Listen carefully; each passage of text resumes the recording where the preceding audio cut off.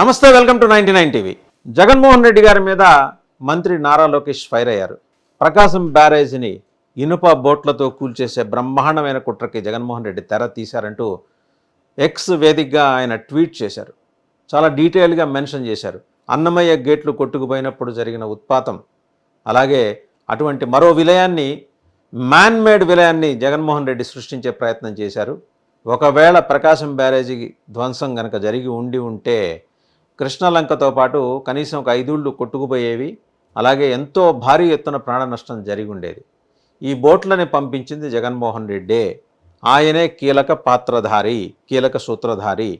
తలసల రఘురామ్ కానీ, అలాగే నందిగం సురేష్, మాజీ ఎంపీ నందిగం సురేష్ కానీ కేవలం వీళ్ళు నిమిత్త మాత్రులు. జగన్మోహన్ రెడ్డి డైరెక్షన్ మీదే వీళ్ళిద్దరూ కలిసి ఆ బోట్లని అలా వదిలేశారు, అదాటును వదిలేశారు. ఒక్కోటి 50 టన్నులు ఉన్న బోటు, ఆ బరువు ఉన్న బోటు వరద ఉధృతికి వేగంగా కొట్టుకుంటూ వచ్చి ప్రకాశం బ్యారేజీ ఆ దిమ్మెలని, చాలా బలమైన దిమ్మెల్ని ఢీకొట్టినప్పుడు అది ఒకవేళ ఆ ప్రమాదం జరిగి ఉంటే ఎంత విలయానికి దారి తీసేది అని చెప్తూ ఆయన వివరంగా మెన్షన్ చేస్తూ ట్వీట్ చేశారు. అంటే గవర్నమెంట్ ఆఫ్ ఆంధ్రప్రదేశ్ ఒక డెసిషన్కు వచ్చేసింది. ఈ కేసులో జగన్మోహన్ రెడ్డిని A1గా చేర్చి మరీ త్వరలోనే ఎఫ్ఐఆర్ అయితే ఫైల్ చేయబోతున్నారు. అంటే ఒక డీటెయిల్డ్, బహుశా సిఐడికి అప్పచెప్తారా, లేకపోతే కేంద్ర జలవనరుల శాఖ నుంచి నిపుణులు తెప్పించి అధ్యయనం చేయిస్తారా? వీటన్నిటితో పాటు నేషనల్ డ్యామ్ సేఫ్టీ అథారిటీ ఉంది, వాళ్ళు వచ్చి ఎగ్జామిన్ చేసి వాళ్ళు ఇచ్చే రిపోర్ట్ను కూడా జత చేసి చాలా పకడ్బందీగా కేసు పెట్టబోతున్నారా? జగన్మోహన్ రెడ్డి గారు కాచుకోండి, మీకు క్రిస్మస్ ఈసారి జైల్లోనే, ఫిక్స్ అయిపోండి అనే పద్ధతిలో ఆ ట్వీట్ ఉంది. అది నేరుగా చెప్పకపోయినా పరోక్షంగా అర్థం వచ్చేలాగా ఉంది. జగన్మోహన్ రెడ్డి మాదిరి ఆదరాబాదరాగా బెయిలబుల్ సెక్షన్స్ తోటి కేసు పెట్టి ఏదో సరదా గడిపేద్దామనే ఉద్దేశం అయితే ఏపీ ప్రభుత్వానికి లేదు. లోకేష్ రెడ్ బుక్లో ఫస్ట్ పేజీలో ఉన్న ఫస్ట్ నేమ్ జగన్మోహన్ రెడ్డిది అనేది దీంతో నిర్ధారణకు అవుతుంది. జగన్మోహన్ రెడ్డి గారి అదృష్టం ఎలా ఉందంటే, వారు కుట్రలు చేశారని తెలుగుదేశం ఇప్పుడు ఆరోపణ చేస్తుంది కదా, ఒకవేళ అవి నిజమే అనుకుంటే కాసేపు మరీ ఇంత బహిర్గతమయ్యేలాగా కుట్రలు చేయటం ఏంటి అనే దగ్గర ఇప్పుడు వైసీపీ ఆలోచనలో పడిపోయింది. దీనికి తోడు సజ్జల రామకృష్ణారెడ్డి గారు ఎందుకనో కనిపించట్లేదు. ఆయన పూర్తిగా గాయబైపోయారు, అదృశ్యం అయిపోయారని అనలేం, కానీ మొత్తానికి తెర ముందుకు రావట్లేదు. ఎన్నికల ముందు వరకు కూడా అన్నీ తానే అయ్యి సకలం అయ్యి ఈరోజు పార్టీ ఇలా వికలం అవటానికి కారణమైన సజ్జల రామకృష్ణారెడ్డి గారు ఈరోజు ఏం చేస్తున్నారు, ఎక్కడున్నారు? ఈ ప్లాన్ ఆయనదేనా? ఆయనదే అయితే జగన్మోహన్ రెడ్డి నోటీసులో ఉండి చేశారా? ఈ దర్యాప్తంతో జరుగుతుంది. రేపొద్దున పోలీస్ పరంగా జరిగే దర్యాప్తు జరుగుతుంది, అలాగే జలవనరుల శాఖ చేసే దర్యాప్తు జలవనరుల శాఖ చేస్తుంది, డ్యామ్ సేఫ్టీ అఫీషియల్స్ వాళ్ళు చేసే ఇన్వెస్టిగేషన్ వాళ్ళు చేస్తారు. మొత్తం క్రోడీకరించి ఒక అద్భుతమైన ఎఫ్ఐఆర్ అయితే రెడీగా ఉంటుంది. A1 Jaganmohan Reddy, A2 Sajjala Ramakrishna Reddy, A3 Talasila Raghuram. ఇది గవర్నమెంట్ ఫిక్స్ చేసుకున్న ప్లాన్. సో మళ్ళీ A1, A2, A3 వచ్చేస్తారు. అయితే ఈసారి A2గా విజయసాయిరెడ్డి ఉంటారు, సజ్జల రామకృష్ణారెడ్డి గారు ఉంటారు. ఇంకా మిగిలింది ఆ గ్రూప్లో ఆ ముగ్గురు RRRలో వైవి సుబ్బారెడ్డి గారు. ఆయన ఎలాగూ టీటీడీ కుంభకోణాల్లో ఫిక్స్ చేసే కార్యక్రమం జరుగుతోంది. ఆయనతో పాటు కరుణాకర్ రెడ్డిని కూడా, ఇద్దరు మాజీ చైర్మన్లు. సుబ్బారెడ్డి గారు 2 దఫాల చైర్మన్, ఆయన కరుణాకర్ రెడ్డి ఈయన ప్రభుత్వంలో 1 దఫా, అంతకుముందు వైఎస్ఆర్ ప్రభుత్వంలో చేశారు టీటీడీ చైర్మన్గా. ఆ అంశం పక్కన పెడితే బోట్ల విధ్వంసం అనేది జగన్మోహన్ రెడ్డి రచన, పథక రచన, ధ్వంస రచన చాలా స్పష్టంగా లోకేష్ చెప్తా వచ్చారు. అంటే ఆయన దగ్గర ఇన్పుట్స్ లేకుండా లోకేష్ ఒక్క మొక్క మాట్లాడరు. ఫస్ట్ ఆఫ్ ఆల్ ఏదైనా ఆధారం పెట్టుకునే మాట్లాడతారు. చాలా హోంవర్క్ చేసుకునే ఉన్నారు.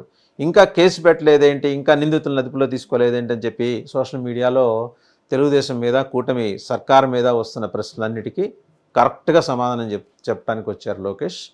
అసలు ఎలా జరిగింది, స్కెచ్ ఎలా వేశారు, ఆ పొడవల్ని ఎలా వదిలారు, రిమోట్ ఆపరేషన్స్ ఏమన్నా జరిగినాయా, ఏ పాయింట్లో కట్ట వెంబడి ఏ పాయింట్లో ఎవరెవరు ఆపరేట్ చేశారు, వృషాద్రి ఎవరు, వృషాద్రిని వెనక నుంచి నడిపించింది ఎవరు, లీజుదారులు ఎవరు, అలాగే ఇంకొక ఫోటో వేసింది ఈరోజు సాక్షి మీడియాలో.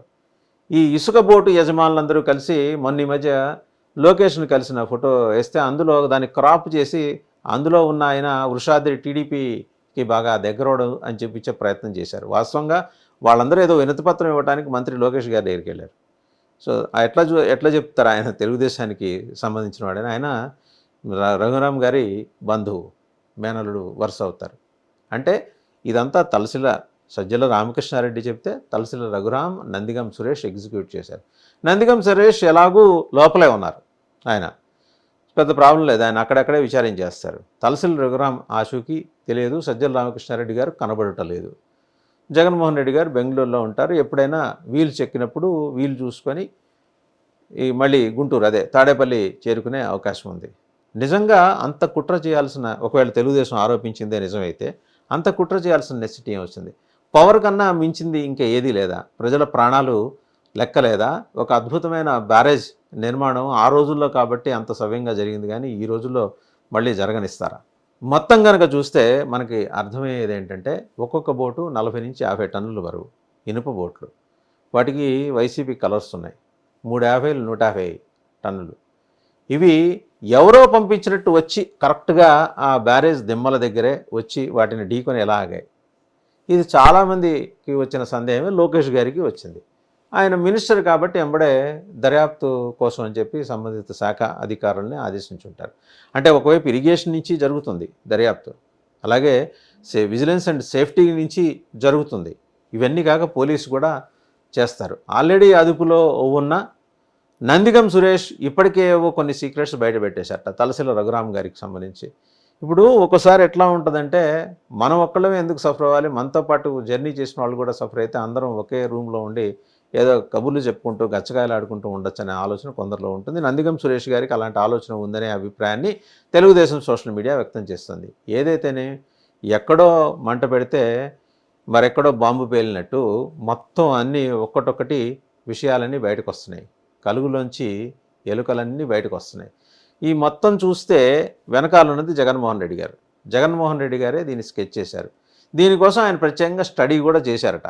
అసలు ఎలా ఈ బ్యారేజ్ని మనం బద్దలు కొట్టాలి, బద్దలు కొడితే వచ్చే నష్టం ఏంటి, మన ఖాతాలో ఎలాగో రిటైనింగ్ వాళ్ళు నిర్మించామనేది మనం మన లెక్కలో వేసుకున్నాం కాబట్టి మన మంచి పేరు అలాగే ఉంటుంది. చెడ్డ పేరు ఏదన్నా వస్తే గవర్నమెంట్కి వస్తుంది. ఇప్పుడున్న గవర్నమెంట్కి, ప్రత్యేకించి చంద్రబాబు గారికి వస్తుంది. చంద్రబాబు గారికి, లోకేష్ గారికి అర్థం ఉండాలి. పవర్ ఒక 5 ఏళ్ళు ఉంటుంది, నెక్స్ట్ 5 ఏళ్ళు ఇంకోళ్ళు వస్తారు, ఆ తర్వాత ఇంకోళ్ళు వస్తారు. నీతివంతమైన రాజకీయాలు కాదు కానీ స్పోర్టివ్ పాలిటిక్స్ అయితే చేయాలి. ఏది ఖచ్చితంగా ఒక స్ఫూర్తిదాయకమైన రాజకీయం అయితే చేయాలి. ఆ దిశగా జగన్మోహన్ రెడ్డి గారు అడుగులేస్తారని ఆశిస్తూ, మరి ఈ విషయంలో ప్రభుత్వం ఎక్కడ వెనక్కి తగ్గకుండా నిజాలు బయటికి తీయాలని ప్రజలందరూ కోరుకుంటున్నారు.